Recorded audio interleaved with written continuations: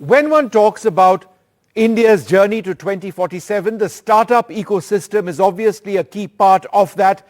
India is in the midst of a startup Mahakumbh. It was addressed by the Prime Minister now.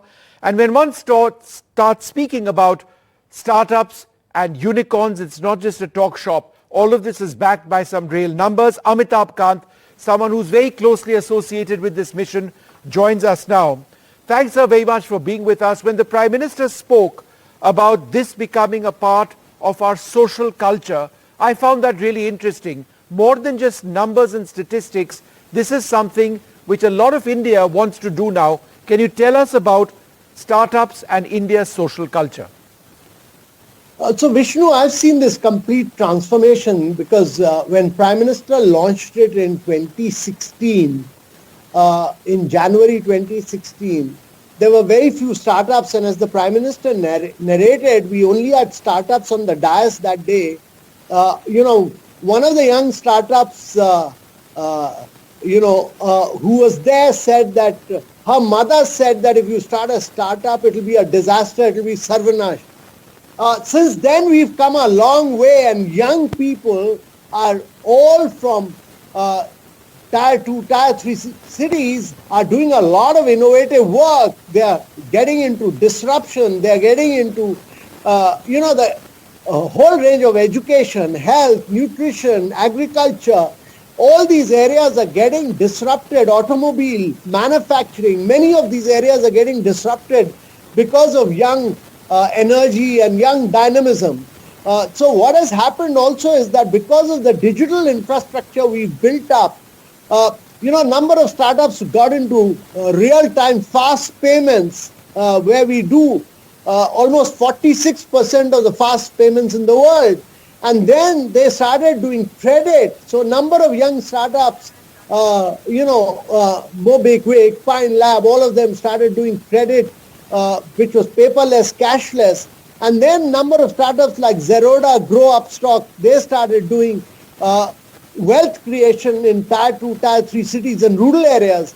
And then you had another set of startups like GoDigit and Acco, etc., who started giving insurance, on the go, on the mobile. So all this is happening within 30 seconds to 1 minute, from insurance to stock market to credit to fast payments. All this in India happens in 30 seconds to 1 minute because of young startups. Nowhere in the world has this energy been captured, and the cost of acquisition of a customer has fallen from $150 to less than $1 in India. Nowhere in the world has this happened.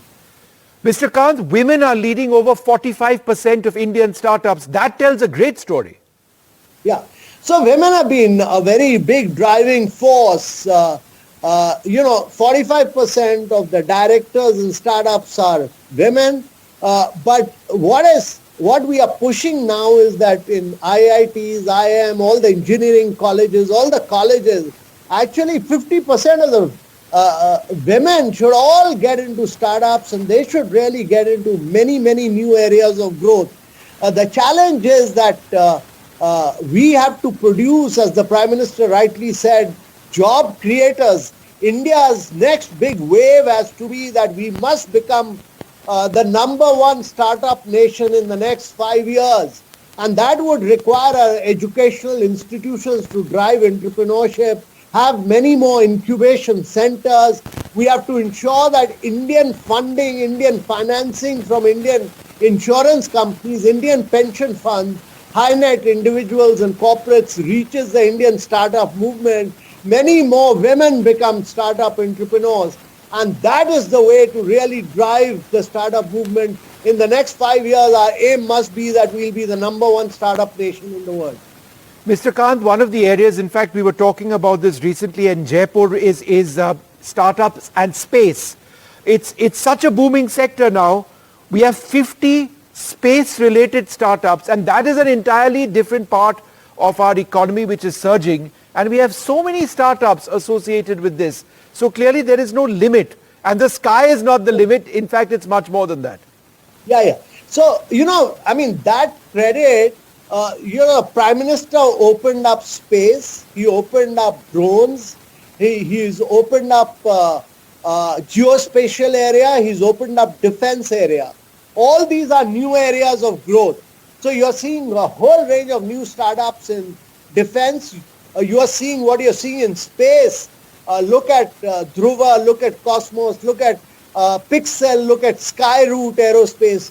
All of them, from manufacturing to launching to use of data from space, all the kind of disruption happening in the space sector is unparalleled. And actually that is only going to grow in the years to come, because we have a cost arbitrage in terms of launching from India, which no other country will have. So actually the startups from many other countries will come to India and use the incredible amount of infrastructure which ISRO has built at very frugal engineering, which we have done in the space sector. India has a huge cost arbitrage advantage in the space sector, including drones, including robotics, including geospatial area. These are the areas where India will technologically leapfrog in the years to come. Mr. Kant, the ethical use of artificial intelligence in startups. Tell us a little bit about that. So AI is a foundational technology. It'll be impossible to grow without the use of data, without the use of artificial intelligence. And actually, it's very important that India becomes the leader in artificial intelligence, because we have a huge advantage. No other country has the kind of data sets which India has. No other country will have the skilled manpower which India has. And now India is putting computing power through this new AI mission with GPUs being made available everywhere. So if we are able to do this, use the power of AI to drive many of our innovations in many other areas, we will technologically leapfrog. The challenge is that, much like what we have done in digital public infrastructure, where we build open APIs, we built open source, we built globally interoperable model, very distinct from the big tech model of US and the Chinese model of Tencent and Alibaba. We allowed, on top of the public interest layer, we've allowed private sector to compete and constantly innovate, make it globally interoperable, but open source. And therefore, even in AI, our model has to be open source. That will make it transparent. That will make algorithms open. That will make, the way forward will be greater and greater innovation. And that is the way the world will go. I mean, look at the vast amount of innovation that will take over once you have open source API. A final question. India is in the process of formulating a deep tech startup policy. We already have a policy, but what is it that we are essentially trying to accentuate? So the challenge, Vishnu, is that in the deep tech area, you need a lot of patient capital. It takes you 10 years, 15 years, long period of time. And you need finance to flow in for deep tech. Many of these areas of green hydrogen, battery storage,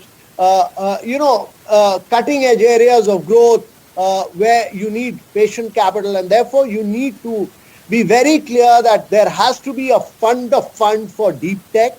And that fund of funds will actually support venture capital.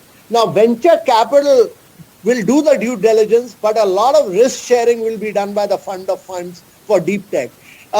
I'm not a great one for making too many policies, but I really believe that a fund of funds which does risk sharing with a number of venture funds for deep tech will actually provide impetus and growth to the deep tech movement. The next big area of growth has to be the big tech, because we've opened up defense, we've opened up drones, we've started creating, the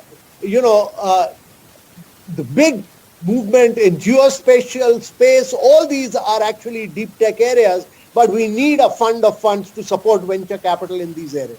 All right, Amitabh Kant, wonderful speaking to you. Thank you so much, sharing your vision on startups.